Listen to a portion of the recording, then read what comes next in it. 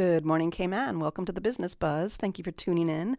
I am your host, Kathy Miller, and on this show, now I have to start off saying I don't know if Susan is in my head, if she has a portal to my brain, but lately she's been covering some topics and booking some guests that are so aligned on things that I'm focusing on in life. And that is going to be one of those things that we're talking about this morning. So we're talking about nutrition with Cayman Nutrition, and I think a lot of us can relate to thinking about food and are we really making nutritious choices, or do we have healthy eating habits? So to talk about all things nutrition, we have pediatric dietitian Anna Zukniak from Cayman Nutrition. Good morning, Anna. Good morning. Thanks so much for having me. No problem. How are you doing today? I'm doing pretty good. Good, excellent. You're more awake than I am. I can tell my coffee is still not coughing, so I'm waiting for that thing to kick in. So I've introduced you as a pediatric dietitian. Yes. Can you give us a little background on you and Cayman Nutrition? Yeah, so I'm originally from Toronto, Canada. That's where I grew up, and that's where I did a lot of my education and training. I'm pretty new to Cayman. I just arrived about 2 months ago and started at Cayman Nutrition. Yeah, so it's a bit of a newer role, but so far it's been pretty wonderful.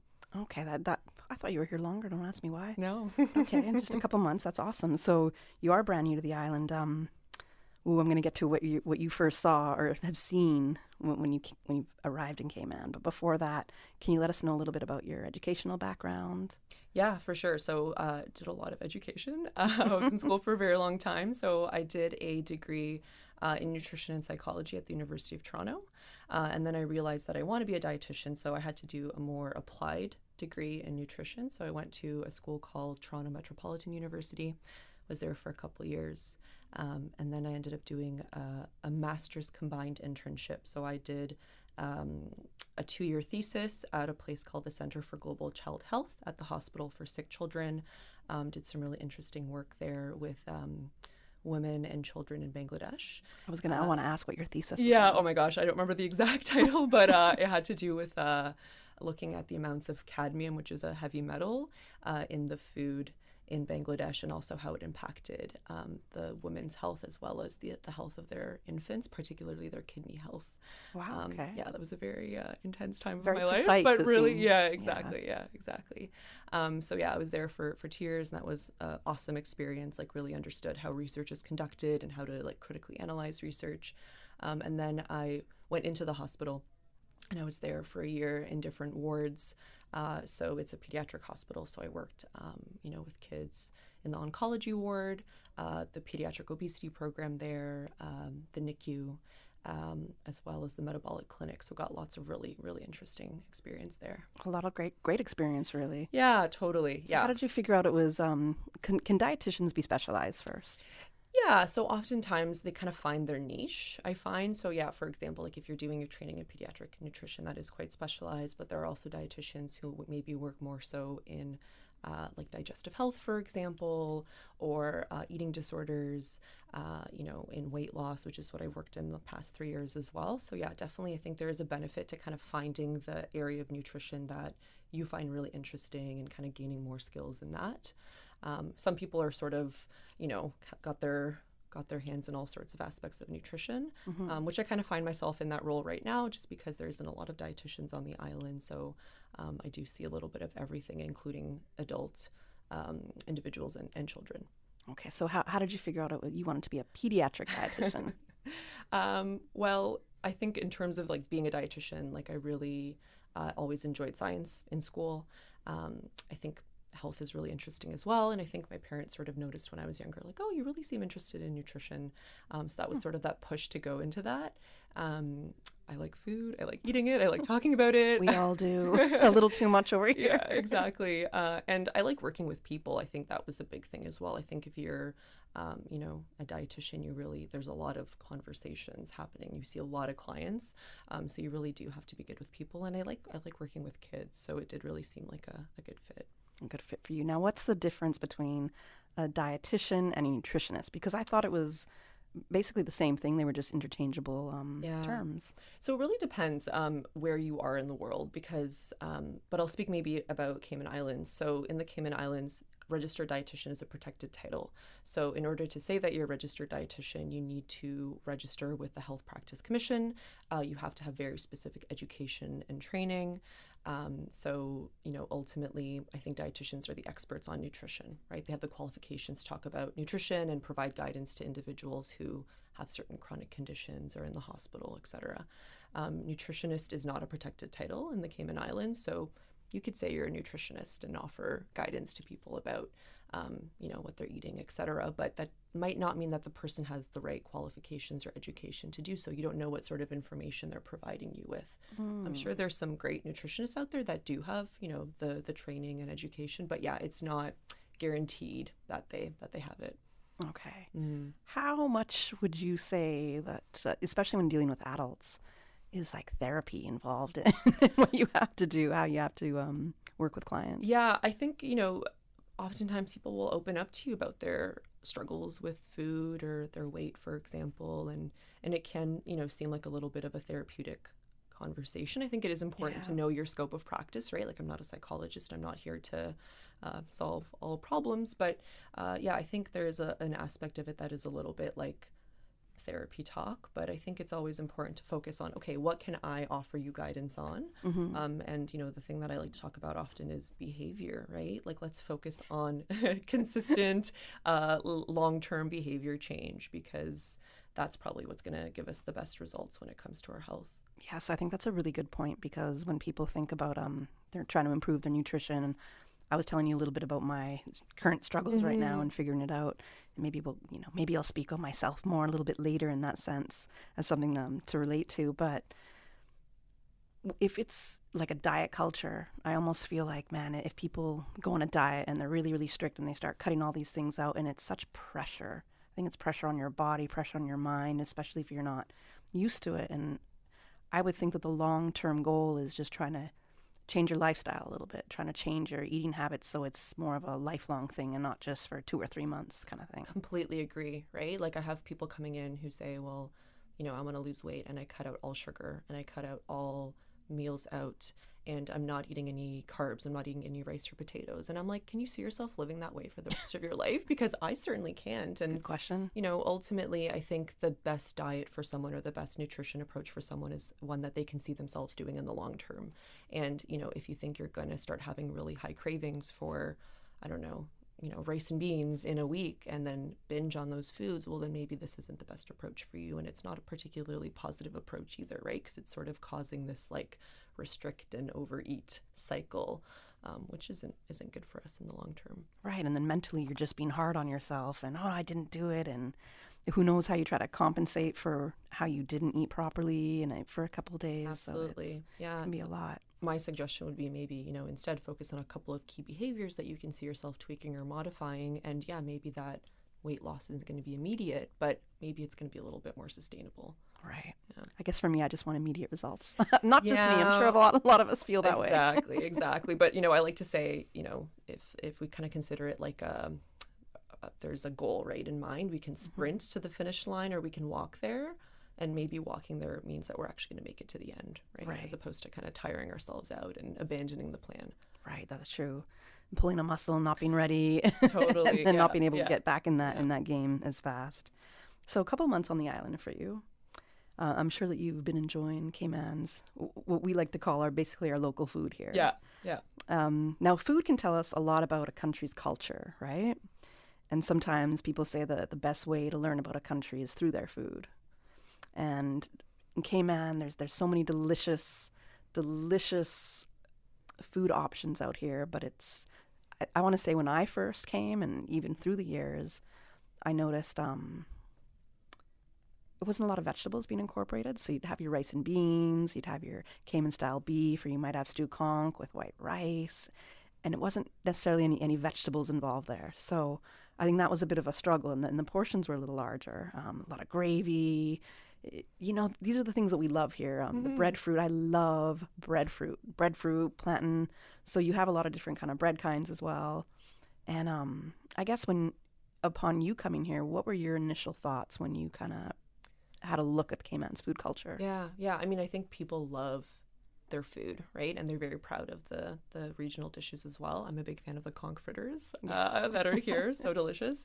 I guess my one comment would be those are all great foods, but I think like you said, there's not a lot of vegetables when it comes to that sort of meal, right? It's a lot of maybe carbohydrates with a little bit of protein. So my suggestion would be, have those foods, but maybe consider the portion on your plate, and maybe can you incorporate some vegetables as well to make it a little bit more of a balanced meal. So that doesn't mean cutting out the rice and beans or the plantain, but just be mindful of, okay, well, where can I add in maybe some less starchy vegetables, things like broccoli and salad and tomatoes and cucumbers and things like that. So yeah, still enjoy the food because it's amazing, but how can I make this a little bit more balanced and nourishing? Now, when you say to keep an eye on the portions, how do we do that? Like, is it just visually saying, okay, let me cut this meal in half? Or I've heard like kind of use your fist. Some of us have much larger hands than others, so that might not work. And that might actually sort of, help because a larger person might need a larger portion, right? Okay. So if their fist is larger, that makes sense for them. But it's hard to know. And sometimes, I would say maybe it's best to speak to a dietitian about your specific recommendations. But kind of a general tip that I like to make is, when you're looking at your plate of food, if maybe about half of that plate can be fruits and vegetables, a quarter be the protein, right? So let's say the Cayman style beef, and then a quarter be the starchy carb like the rice, then hopefully that's a little bit more balanced where you're still having something that's filling and delicious, but you're still getting the vitamins and minerals and the fiber from the veggies. Right, okay. Yeah. All right, I think that's a good tip for us. So we looked at the food culture here and what you thought of it. Now, you're just 2 months in, but what have you come to learn so far that are some of the biggest or most concerning nutrition issues in Cayman? Yeah, so I'd say, I've heard this from clients as well, is a lot of reliance on fast food meals or restaurant meals or takeout meals, which can be tricky because oftentimes those sorts of foods are going to be a lot higher in salts and calories and fat than maybe what we would eat at home. And I think that does to some extent have to, do with the cost of food. It can be quite high on the island as well.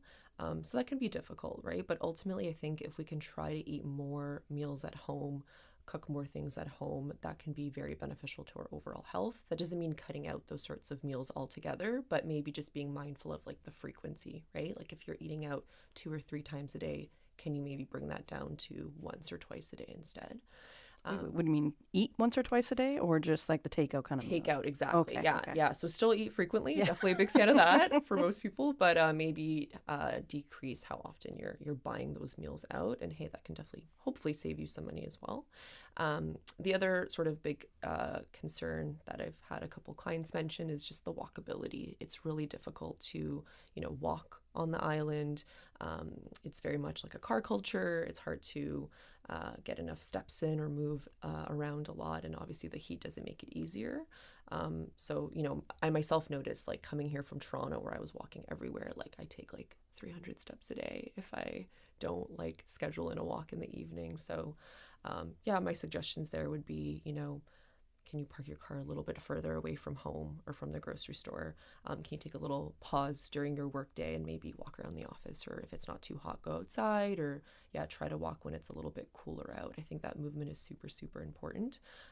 Not so much nutrition, but again, overall health, all these things kind of tie in together. I'd say those are kind of the issues that I've heard the most from clients. That's a really interesting point, and I think it's a really good one to bring up, and I never would have thought that, actually, the walkability of the island in that sense, or all 3 islands. But, Little Cayman, there's, it's a little different over there. Yeah. I don't know if you've been there yet. I have not. Very You will love excited it. to go. It's super beautiful there.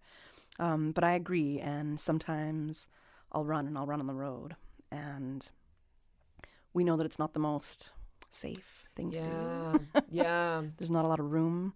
Especially the roads aren't necessarily really always quite level for somebody who's walking or running. Yeah.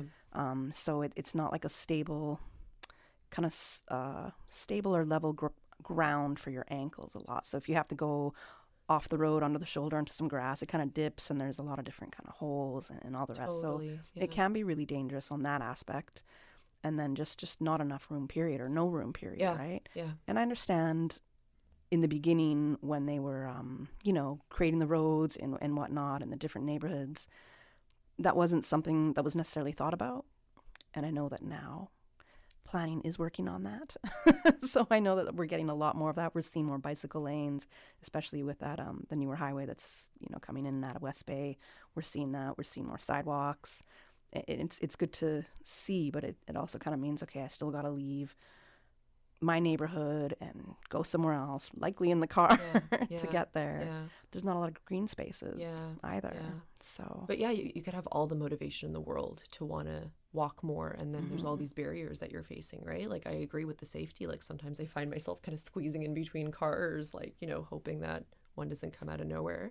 Right. So yeah, I think especially like you said, with people that maybe are worried about safety or like the unevenness of the ground, maybe that actually isn't even the best option. Maybe it's more about finding something at home, maybe putting on a workout video or dancing or doing something else to get that movement in, because maybe it's just a little bit too unsafe for your needs. Yeah, and it's needed. We need that movement. I know I need it so bad. So when I get it, I feel so much better, and I never really regret any sort of workout, no matter what it is, right? Yeah. Most of us don't regret that. Yeah, totally. And I'm a big advocate of finding movement that you enjoy. Like, if you know that you hate running, like myself, don't go for a run. Do something else, right? That's me and spinning. So. Yeah.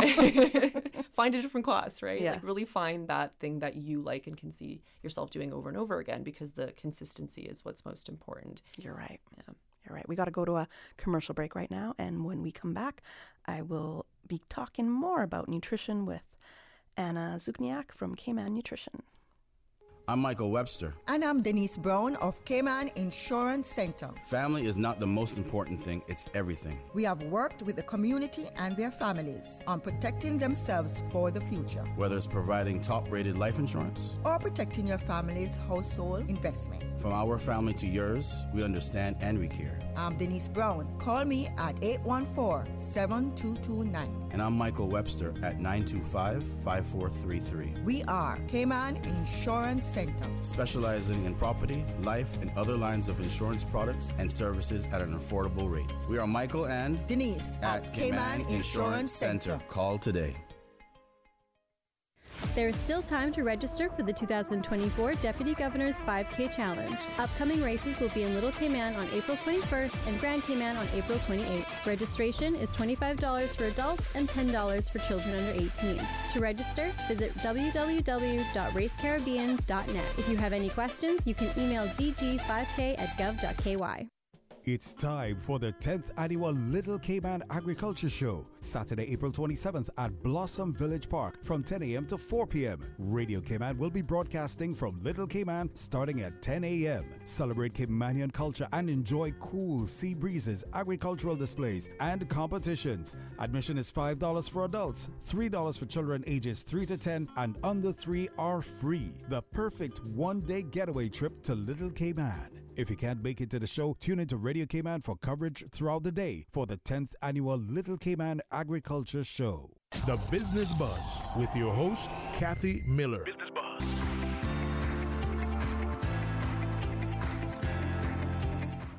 Good morning, Cayman. I'm your Business Buzz host, Kathy Miller, and I'm joined in studio this morning by Anna Zukniak from Cayman Nutrition.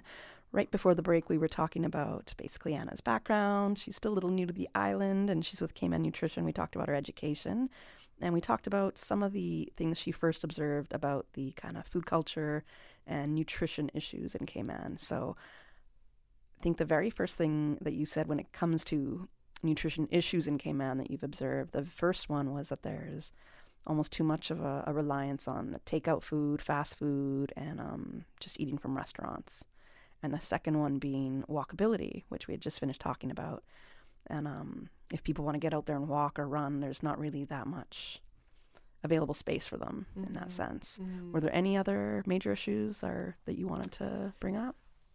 Yeah, I mean, I think these aren't just issues regarding Cayman. I think it's, very much back in Canada, I saw this as well. But, maybe diets that are a little bit too high in certain things like salt and fat that can lead to weight gain, for example, or elevated blood sugars and cholesterol. I think these things are, quite prevalent all over the world. So I wanna stick a pin in that for a sec. Yeah, for sure. So salt. Now, Yeah. I think we've always been taught that salt is the enemy.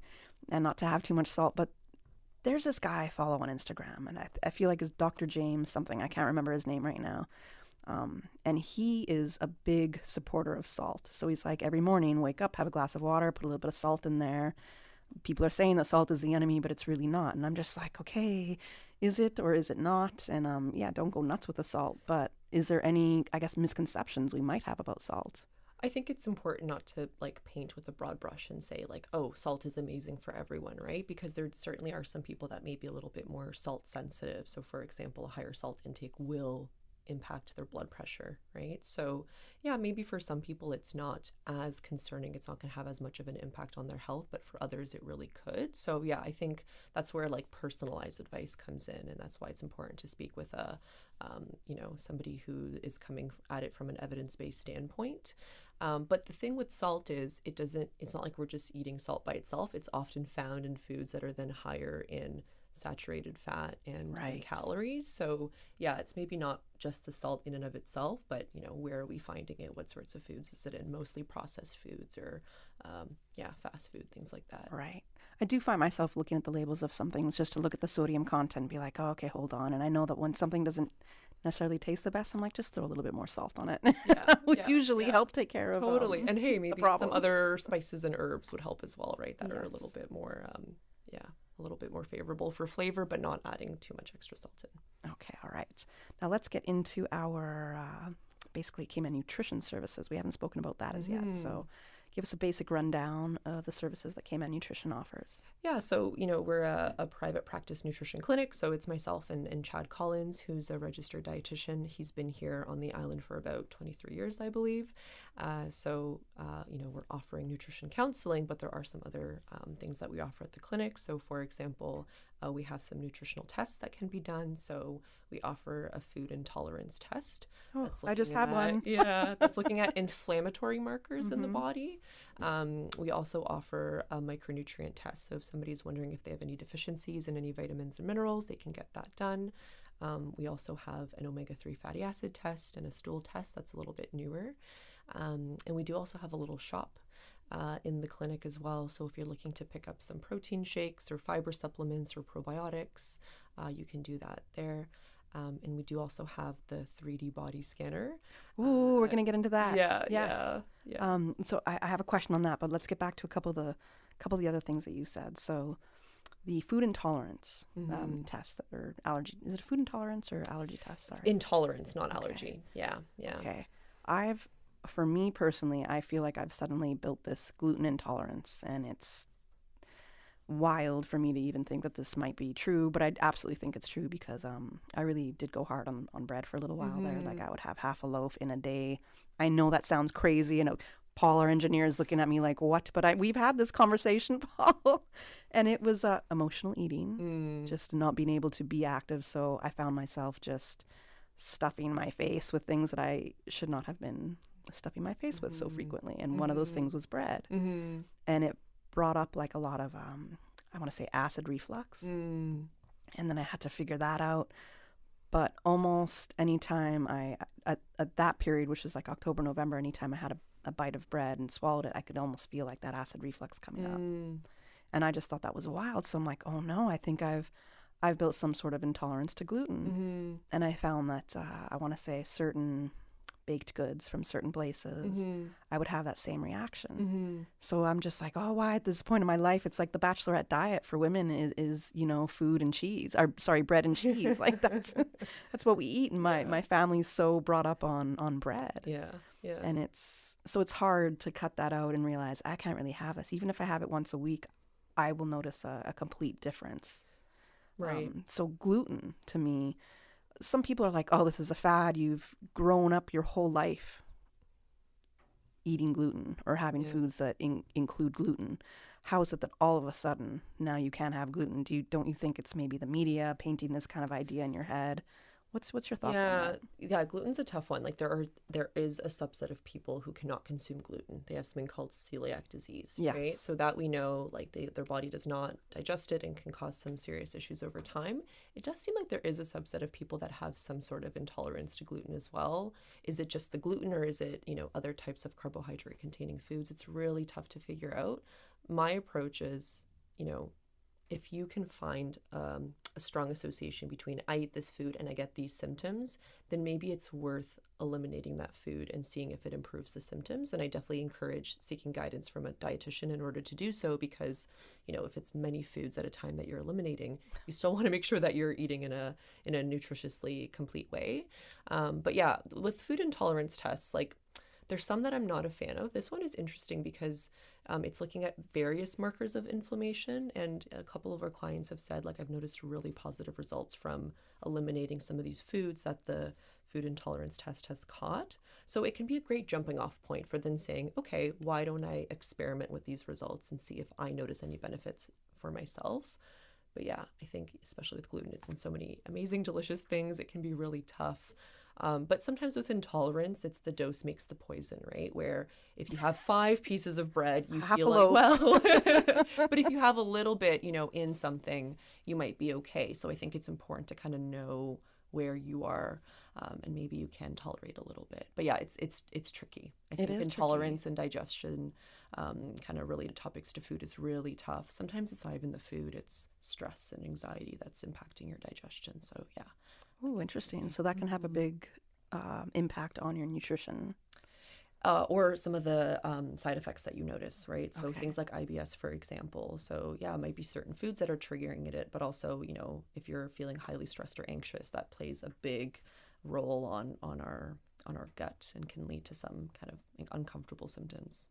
So managing that might be quite helpful. All right. Yeah. That's good points. Yeah. I feel like I have a little bit of everything going on. So we'll see. And I'm going to go back to my doctor now and be like, I need a intolerance test, not just an allergy test, and see what happens there. You mentioned also a stool test. What are you looking for in the stool test? Like what would that yield differently than doing, I guess, a food allergy or intolerance test? So possibly seeing if certain things are being not digested fully, maybe getting a better sense of the kind of gut microbiome as well, and what's in there. That's a little bit of a newer test for us, but it is something that we can explore. Okay, nice. Does it give you any indications of disease, for example? Maybe not so much. Okay. Yeah, so we can't really diagnose anything like that. I would definitely say speak with your doctor if you have any concerns with that. Okay, great. Okay, so the 3D body scanner that you mentioned. Now, I'm scrolling on Instagram. I see, I don't know if it was an ad or a boosted post, but it was something about a 3D body scanner offered by Cayman Nutrition. And I thought, wait a minute, I think they're coming in the studio soon, so I'm definitely going to ask about this. And I didn't look into the details so much about it, but I know that it does some like body measurement tests, like, your body fat, which I really don't want to know, but at the same time, I need to know, but I don't want to know. You know what I mean? Yeah. It's like, You you want have to to do it, but you're like, I don't want to hear what those results are at the same time because I know that they're not that great. Can you tell us what that 3D body scanner offers you? How is it different from just, I guess, one of the regular, you can go to a trainer, like your gym trainer kind of thing, and they'll do an assessment on you as well. Yeah. How is this scanner different? So it's not like a regular scale where all it's measuring is your total weight. So the 3D body scanner basically has like an electric current that goes up your body that can distinguish between fat tissue and muscle tissue. So it can give you a little bit more of an accurate portrayal of your body composition, right? So your body fat percentage, how much muscle mass you have. It also takes measurements of your body, so your waist, hips, arms, legs, and it gives you this quite detailed illustration of your body too. So we typically just see like a little outline, but the client who's getting the scan done can see it in a lot more detail. Yeah, it can be, a little bit shocking, I think, for some people to really kind of see what they look like in that sense. But I think it's a great sort of, this is your baseline. This is where you're starting off from. And then if you're hoping to make some changes to your physical activity or nutrition, I highly suggest coming back after a couple of months or a couple of weeks and getting another one done just to see how things have changed, right? Have you increased your muscle mass? Has your body fat percentage gone down? How have your measurements changed? I think it can be quite a motivating experience. But yeah, it's a cool machine for sure. I did one myself and I really liked it. Okay, nice. I think I might try it. So hold me to that. 'Cause Sounds good. I'll schedule you in. Excellent. So, I'm a little afraid in that sense because I'm like, oh no, but you have to start in order to get somewhere, right? Yeah, and data is power, right? And knowing sort of where you're starting off from, and knowing even like, your your body composition a little bit more accuracy is insightful for us to give you some more personalized advice and guidance as well. I look at it as a map in a sense. So you want to get somewhere, but you have to really know where you're starting from and how to get there and what the kind of problems are and how you can kind of shape things. So I think that 3D body scanner is pretty cool. Is it new? Is it a new service that's being Chad offered? got it, I want to say maybe 2 or 3 years ago. So it is a newer service of the clinic for sure. Okay, nice. Love it. We're going to go to a commercial break. And when we come back, we're going to go more into pediatric care because that's your specialization, right? So I want to talk more. Well, I want to talk about that and hit those points up when it comes to nutrition in children and pediatric dietitian care. Sounds good. I'm Michael Webster. And I'm Denise Brown of Cayman Insurance Center. Family is not the most important thing, it's everything. We have worked with the community and their families on protecting themselves for the future, Whether it's providing top-rated life insurance, or protecting your family's household investment. from our family to yours, we understand and we care. I'm Denise Brown. Call me at 814-7229. And I'm Michael Webster at 925-5433. We are Cayman Insurance Center. Specializing in property, life, and other lines of insurance products and services at an affordable rate. We are Michael and Denise at Cayman Insurance Center. Call today. April is Earth Month, a time to celebrate and appreciate the beauty of nature. It's time we all make the changes necessary to ensure a vibrant and healthy Earth for us all, our children, and for their future. Reduce your waste and be mindful of your consumption. Recycle your paper, cardboard, glass, and plastics. Utilize reusable products. Embrace energy efficiency. Using less means doing more for our planet. Let's all do our part. This message is brought to you by the Lions Club of Grand Cayman, serving the Cayman Islands for over 50 years. Social media, X, formerly Twitter, Facebook, Instagram. Interact with our talk shows on YouTube. Download our official Radio Cayman app, or you can log on to our website, www.radiocayman.gov.ky. You can also add us to WhatsApp on 925-3261. All the latest information, breaking news, community events, and more. Radio Cayman. The Business Buzz with your host, Kathy Miller. Business Buzz.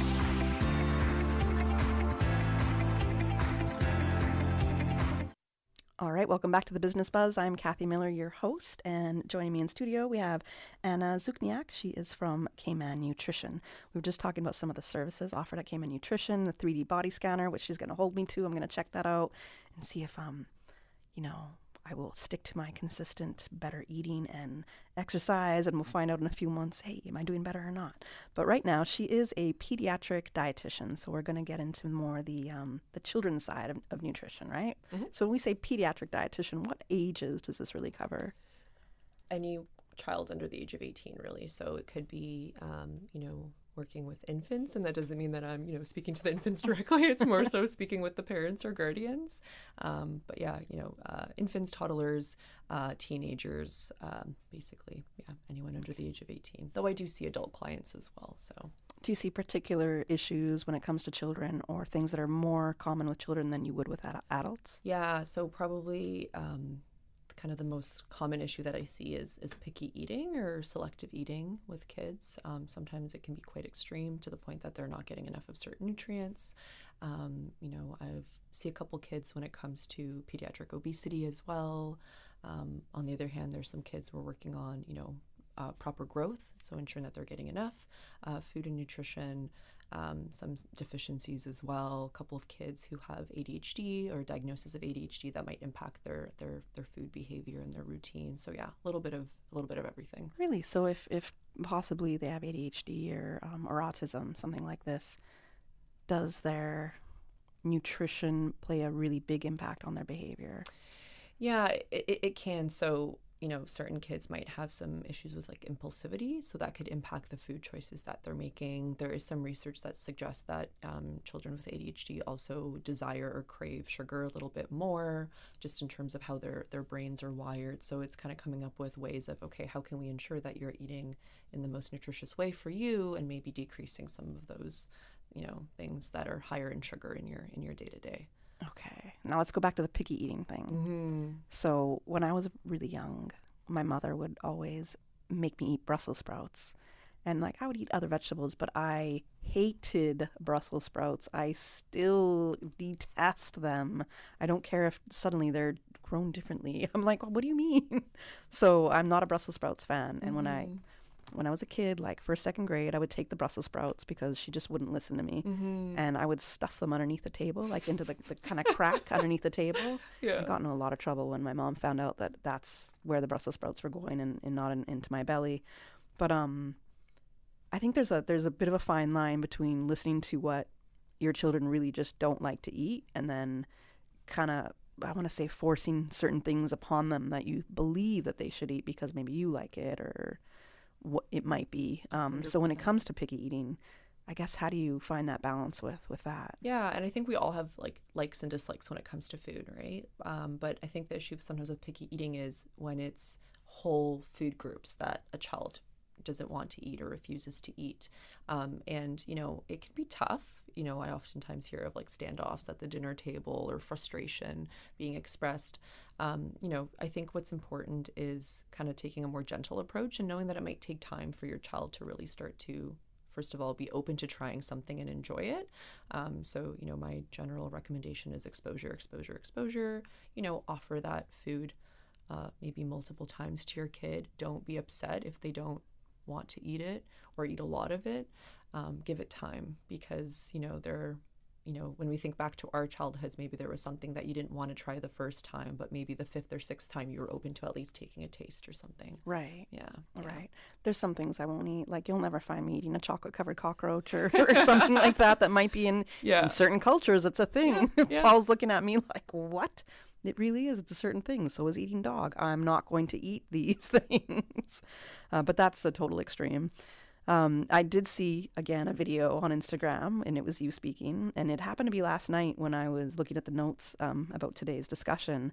And it was talking about picky eating. And there was something in there about a grasshopper. Yeah. Now, can you tell our listeners what that video is about, what this grasshopper element Totally. is? So it was a concept by an occupational therapist.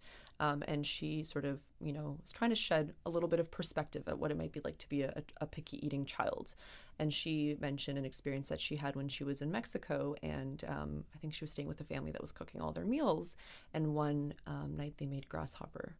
And What do you mean, like grasshopper soup? Or I think it was like actual grasshoppers. Yeah, so something she wasn't used to eating, but you know, she talks about how she tried it and you know what made it easier for her to try. So first of all, there wasn't a lot of pressure for her to try it. She could have said no, right? It wasn't like she was forced to eat it. She was able to eat a tiny amount at first. And she also was able to eat it with foods that she did enjoy. So I think she added it to like a tortilla with guacamole. So foods that she is, you know, used to, familiar with, enjoys. So I think, you know, we can kind of take that experience or that story and think about, okay, well, how can I apply those concepts to a picky eating child? So first of all, not putting pressure on that child to have that food or force them to eat it. Second of all, maybe offering a tiny amount, right? Because like, you know, 15 grasshoppers is a lot, but you know, try like a tiny bit of one. How does that go? And then also making sure that there's preferred foods available as well, right? So it's not just that you're eating the grasshopper. I'm using the grasshopper as an example, but it could be another food. Well, it's interesting, yeah, because you'd be like, what? Yeah. You know, most people wouldn't think about grasshopper, but I never thought people ate turtle until I moved here and there you learned go. that. So, and I was like, there is no way I'm eating turtle. And I had it, and then I felt like I chewed for 20 minutes on my first forkful, and then it was okay. It was a part of a turtle that was just way chewier. Then I had another part that was a lot more agreeable to me in that sense. So it is taking a chance. And again, there's some foods that I just won't touch, no matter the culture, how popular it might be there. But it is interesting to be open-minded and to give it a try. And you know, sometimes you have to disguise certain foods, especially as a parent with your children. Sometimes you have to kind of disguise a food into the rest. So I would actually encourage not disguising foods just because, like, for example, sneaking in vegetables into a dish and not telling your kid, just because if they find out, you're no longer like a trustworthy source of food, right? Like they're now going to think that you might continue to sort of hide food in their meals and that sort of a thing. So you want to have that positive relationship when it comes to, I'm always going to be honest about what I'm serving you. Okay. So I know in the past, like there's been like cookbooks even, or recipes where you're sneaking in things into, recipes for kids, but I definitely encourage being honest about it. And hopefully with time, they're open to trying those foods. Okay. Well, I snuck a vegan cupcake to my coworker last week. The Edgy Veg served us some, they were on the Business Buzz as well, and they brought us some treats, and, it was, don't tell her it's a vegan cupcake. And I was like, okay. And she ate it, didn't say anything. And then later I'm like, it was vegan. But that's different. She's an adult. Different. Exactly. Exactly. But the trust factor, I completely understand. I get that. It makes sense. We know that nutrition is needed for optimal development, right? Especially in children. And I'm sure you've seen in your career so far, in your experience, a lot of different cases where it comes to malnutrition. I guess I want to know, what are the most obvious signs of malnutrition, and when does it get to a point where you're realizing that it could be a problem with the parenting, that it could be kind of almost considered abuse, I guess. Yeah. It's a heavy question, the second part. But. Yeah, and to some extent maybe a little bit outside of my scope of practice, right, when it comes to kind of getting involvement with possible neglect or abuse. But of course, I'm a mandatory reporter, so if I think that there's something like that going on, I absolutely, am contacting the right people. But, when it comes to malnutrition, I think one of the first things that you notice is, first of all, how that child is acting, right? So if they seem very low energy, lethargic, if their hair and nails look quite brittle, if they have like a pallor, or like a very sort of, gray tinge to their face, like that maybe is giving you some indication that they're not getting adequate nutrition. And, over time, their growth might falter. So, oftentimes kids' growth is followed by the pediatrician. So, they follow a certain growth curve. And if they notice a significant drop, like suddenly they're not growing the way that they were before, then that's an indication that they're probably not getting adequate nutrition as well. There definitely are some clear signs. And I think that's where, involvement from all sorts of healthcare practitioners is important, because if you suspect something, you need to let others know and let the right people know. Right. And especially if there's a possibility that it's, a failure on the parents or guardians' part to be providing adequate food or appropriate food for their kids, then I think we need to take some steps there. Okay, that's a great answer. Only been in Cayman a couple months, right? Yeah. So you might not be able to answer this in the context of being in Cayman, but perhaps in Canada you can answer it. And you might know to say for Cayman, but is there any, I guess, have you noticed any perceived barriers to children receiving proper nutrition? Ultimately, I think it's in the control of the parents or guardians, right? Like, especially with young kids, they're not the ones that are going out and shopping for food and purchasing meals. So I think, as a parent, are you providing your kid with the proper food, the proper nutrients? Are you ensuring that, your kids are getting enough protein, fiber, et cetera? So I think it's important to know that, like, whatever decisions you're making for yourself, you're also making for your child in a way. I think this is, important for all countries, all areas. It's definitely not just Cayman. I think, oftentimes the cost of food can be a tough one, right? It's a huge issue in Canada. I think it's an issue here as well. And huge issue here. Right? And, Nothing. Oh my gosh. Definitely is. When I first walked into the grocery store, I was like, $8 for a pepper? Well, and I go ham in Canada. I'm like, I can buy everything. That's how I feel. So the difference is super noticeable. Yeah. And that's definitely a huge barrier. And, I certainly don't want parents to feel bad if they can't, they could purchase, strawberries and other foods a year ago, but now it's outside of their budget. But, hopefully it's figuring out a way where you can still get those nutrients in a way that is budget friendly for your family. And, I'm super happy to provide recommendations if somebody wants to come speak to me. But, one thing I'll say right now is frozen. Huge fan of frozen fruits and veggies. They can be a lot cheaper. They last longer. So it's not a bad thing, because I've always had this, maybe it's a misconception that frozen vegetables it's not as good as fresh, like not nearly as good. No, absolutely not the case, especially when oftentimes fruits and vegetables will be frozen at their peak ripeness. So they'll be, the most, the highest in nutrients, because, sometimes when things are shipped here, maybe they're a little bit, a little bit past their point of ripeness. So yeah, they can be very, very nutritious. Definitely not any less nutritious than fresh foods. So Wow. big fan of them. Thank Yeah. you, because you killed my misconception. No worries. Good to know. I Happy to do that. might be in the frozen section a little bit more often now. Yeah. Excellent. I guess, is there any? Okay, one question I gotta ask before we hit the 9 a.m. headline news and gotta close the show. People who are worried about their nutrition, is there any kind of tools that maybe they can't come to you quite yet? Maybe it's not quite in their budget to be able to go see a dietitian. Might not be covered by insurance, whatnot. Sometimes it is. Any kind of tools or I guess guidance you could say, try this if you're trying to get back on track, if you're trying to really figure out how to have a more healthier lifestyle. So yeah, one thing I'll mention is oftentimes we do insurance is covered, covers seeing a dietitian. Awesome. But absolutely, I think, can you identify the biggest barrier to your nutrition goals? So is it the fact that, you don't like a lot of fruits or vegetables, or is it the fact that you don't have the time to prepare meals? Focus on one behavior and try to slowly change that. And if you're not sure, what behavior that is, if you can't come to see me, maybe, there's some dietitians or doctors that you can follow on social media that might have some great advice. You can follow our account as well. Yes. I might offer some suggestions too, but I definitely encourage, seeking individuals who provide evidence-based advice, because there's a lot of stuff on social media, a lot of misinformation, a lot of fear mongering, right? There is, yes. A lot of you can't eat this is terrible for you. And I really hate that sort of approach, because it just leaves people scared and confused. Right. So yeah, I think there are some wonderful accounts out there that people can follow for some suggestions. Cayman Nutrition has, I'm trying to post more on TikTok and Instagram. So You're doing a great job. thank you. All right, thank you for that. So this is Anna Zukniak from Cayman Nutrition. If you want to check her out, let people know where you're located. Yeah, so our clinic is on Smith Road. If you want to get in contact with me, feel free to email me at anna@caymannutrition.com or visit our website, caymannutrition.com. And like I said, we're on TikTok, we're on Instagram. I think for both it's at Cayman Nutrition. So yeah, all the different ways to get in contact with us. Awesome. Thanks so much for joining us this morning. My pleasure. All right. Thank you. Let's go to the 9 a.m. headline news.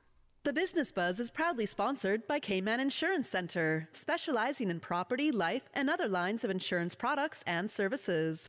Since 1976. Covering Grand Cayman, Low Cayman, and right. One small step for man, one giant leap for mankind. Radio Cayman in the Cayman